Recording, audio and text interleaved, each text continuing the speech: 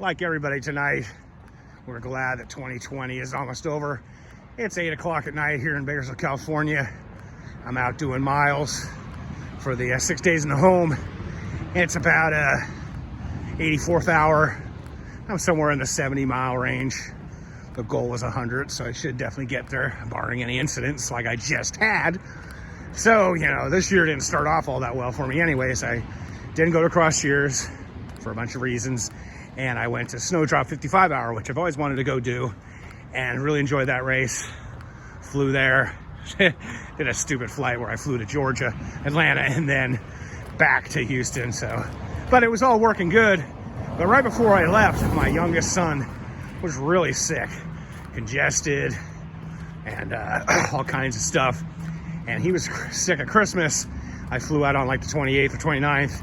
And unfortunately, in that race, first day, I started feeling sick, kind of the whole COVID symptoms, and cough and congestion, not much else going on.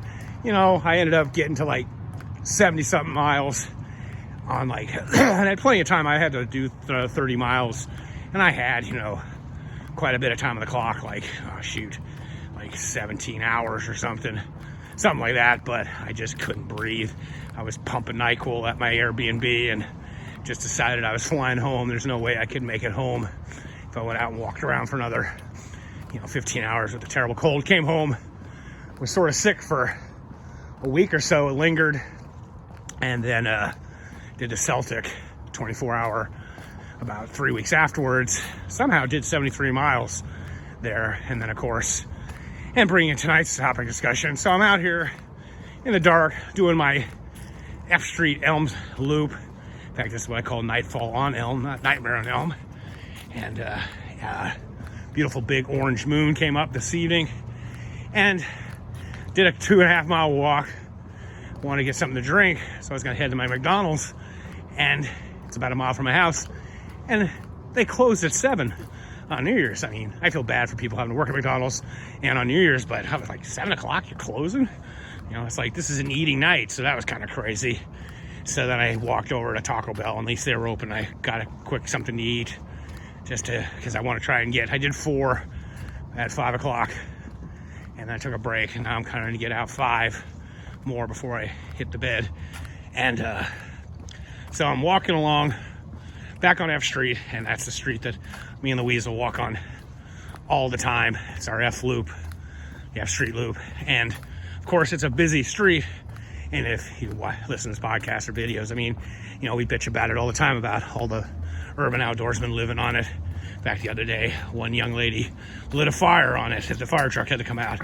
So it's a wild and crazy place, but it's only like 8 o'clock at night, and I'm already kind of apprehensive about walking there. And so I walk by the infamous John's Burger, where I slipped on their burger grease back in March.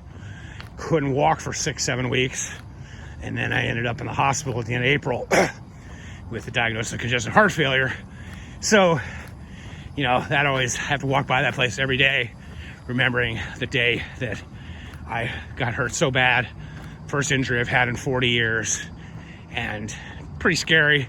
The silver lining is it did make me go to the doctor, and now I'm on blood pressure medicine and other thing, and I'm sleeping better and probably a lot healthier now than I was pre-fall in a way.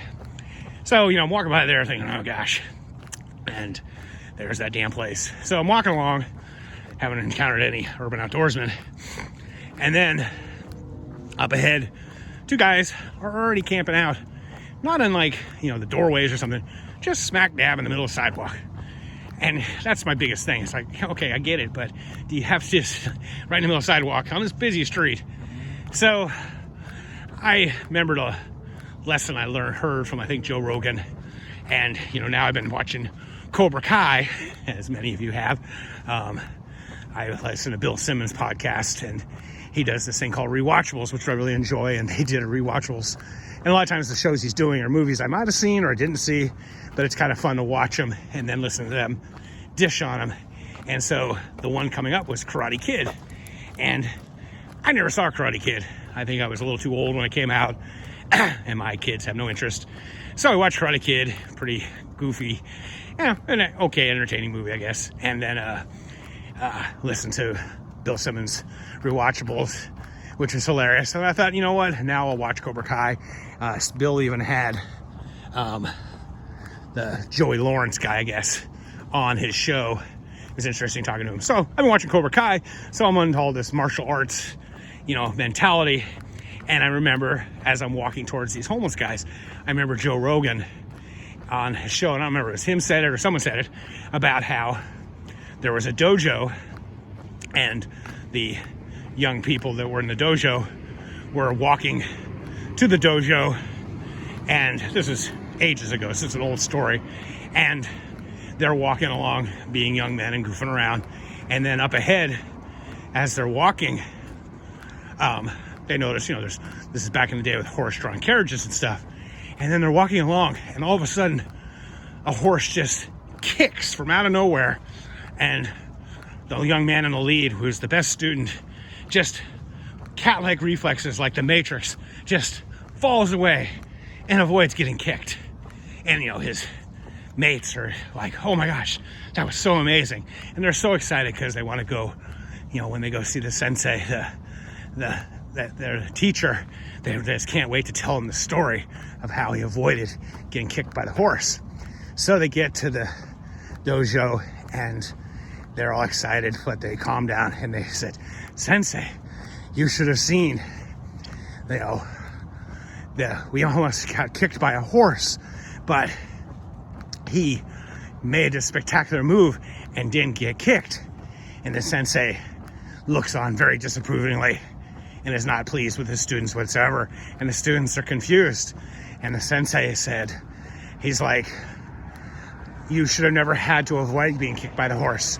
You should have seen the horse and buggy and walked over to the other side of the street and avoided the confrontation completely. And so I've always kind of lived that way and thought that way. So as I'm walking towards these guys, it's like nothing good's gonna come by me walking by. Maybe they'll leave me alone, but they're in the middle of the street anyway, so I'm gonna have to step out of the street, or they're gonna hit me up for money. It's funny, they always ask me for cigarettes. I'm always like, I wish I'd be, it'd be great if I was actually able to walk fast enough that they actually thought I was out here exercising. But of course I do look like a homeless Santa. So I think I'm gonna do the smart thing. There's a big parking lot right off to the left where they usually have a farmer's market. I'll just go through this little break here and walk over there and avoid dealing with these guys doing what the sensei would think would proper. Of course, I walk through the little dirt patch and kick the shit out of one of the damn farmer markers stakes. Thankfully, I kind of did it in the instep, and I've always had the attitude, when you hurt yourself, just keep moving. And so I almost destroyed my 6 days in the home with kicking the shit out of that thing, literally 100 yards away from the damn John's Burger. And I was thinking, wow, it would have been great if I'd had to call Blanca again. Say, hey, can you come pick me up?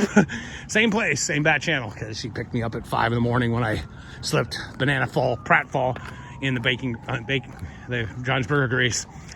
So that was just pretty damn annoying to just fall. I mean, I didn't fall because I've been doing all this cross training. Thank you, Kettlebell. Thank you, Pavel. And the cross training Smartwood app. I'm a lot more agile, even though I've got 70 plus miles in my legs in 3.5 days. So just never ending. And right now I'm on Nightfall and Elm. And it's pretty quiet for New Year's Eve. But I walked by this place earlier and you can see all the cars. These people are having a big party, and the signage in front of the house is happy 60th birthday. We're right now, California, COVID, crazy, and hospitals are full. And it's happy birthday 60th, Melly Bobby. So, oh well. But as I always say, stay healthy, be boring, not epic.